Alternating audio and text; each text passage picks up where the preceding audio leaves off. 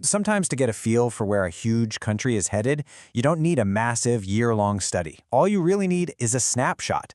So today, we're going to take a look at just a handful of days in mid-November 2025 to see what they can tell us about India's trajectory. Let's dive in and connect some dots. And that's a great question, right? How can that possibly work? Well, what's so cool is that when you start connecting a few events that seem totally unrelated, a financial report here, a tech launch there, a new policy over here, a surprisingly clear picture of a nation's priorities starts to emerge. And that's exactly what we're going to do. All right, first up, let's head into the engine room, the economy. Any story about a country's progress, it's got to start with its financial health, right?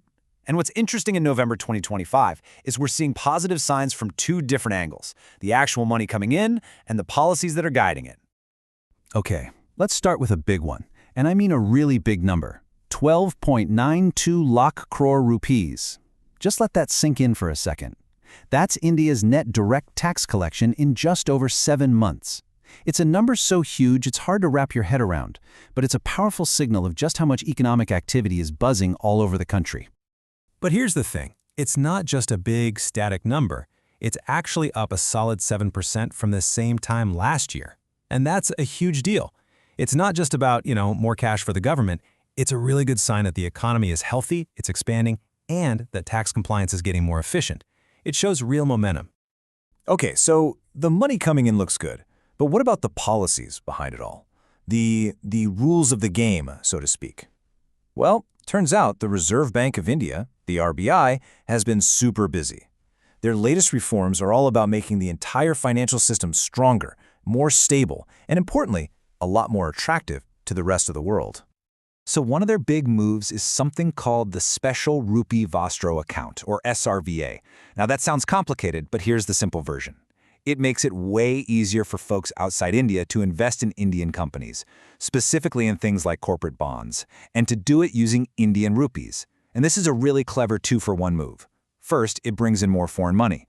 But, and this is the really strategic part, it makes the rupee itself stronger on the global stage. Why did that matter? Well, it means less reliance on other currencies, which gives India a whole lot more economic freedom. All right, so from the economy, let's switch gears and talk tech, because in this very same time frame, we're seeing India make some pretty huge bets on the future. And it's cool because they're looking in two totally different directions. One is way up, out into space, and the other is right here on Earth, focused on clean energy. And here we go, another headline number for you, 1,000 crore rupees. That's the size of a brand new venture capital fund, and its only job? To pour money into space tech startups. If that's not a clear signal that India is all in on building a private space industry, I don't know what is. So this fund, it's a partnership between IN Space, which is the government space promotion body, and a venture capital group. And their whole goal is to just ignite the next generation of private Indian space companies. Yeah, we're talking about everything, satellites, rockets, analyzing all that space data, the whole shebang. Okay, so from outer space, let's come right back down to Earth. And we're going to go from 1,000 crore rupees to 3 megawatt hours. Now I know that number might sound a lot smaller, but trust me, the impact here could be just as huge. This is the capacity of a brand new, totally groundbreaking battery system that was just unveiled. And yeah, this is not just any old battery. It's India's very first megawatt-hour scale vanadium flow battery. Now, there are two really important things to remember here.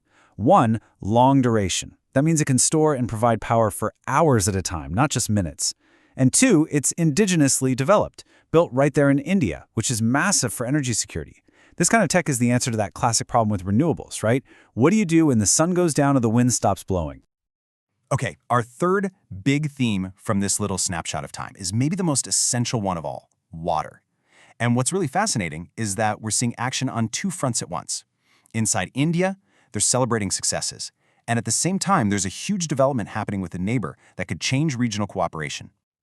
So on one side, you've got the 6th National Water Awards. This is where India basically gives a shout out to its own states and cities that are doing an amazing job with water management.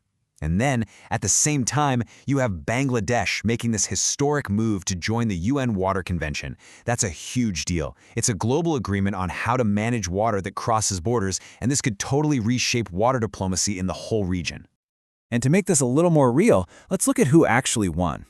Maharashtra got the award for Best State, and Navi Mumbai for the Best City. And you know, these awards aren't just some trophy on a shelf. They're a really big deal because they set an example for everyone else. It creates a kind of friendly competition that pushes everyone to get more innovative with water, from the state level all the way down to your local neighborhood. Okay, so let's recap. We've seen a healthy economy, big bets on future tech, and a serious focus on water security. But the big question is, so what? How does any of this actually affect the average person? Well, in this last part, we're going to connect all those big picture ideas right down to the grassroots level. And a perfect example of this is the launch of 2 new mobile apps called SRK DigiPay and SRK DigiLoan. Now, these are designed specifically for urban cooperative banks. And while that might not sound like a huge headline, it is a massive step forward. It brings modern digital banking, easy payments, access to loans right from your phone, to millions of customers in a banking sector that's really at the heart of so many communities. And that brings us to our final piece of the puzzle, the last piece of this snapshot. And honestly, it might be the most important one. You see, November 14th is Children's Day in India. And the theme for 2025, well, it just brings everything together perfectly. All this stuff we've been talking about, a strong economy, amazing new tech, secure resources, what's it all for? It's for this: to build a future where every single child is safe, educated, and empowered. So there you have it. From tax collections to space funds, from flow batteries to digital banking apps, this one little week in time gives us a pretty clear picture, doesn't it? It shows a nation that's laser-focused on building its economy, investing in the future, and securing its most vital resources, all with a clear eye on the next generation. It's a really compelling story, and it leaves you with just one big question: what will the next snapshot reveal?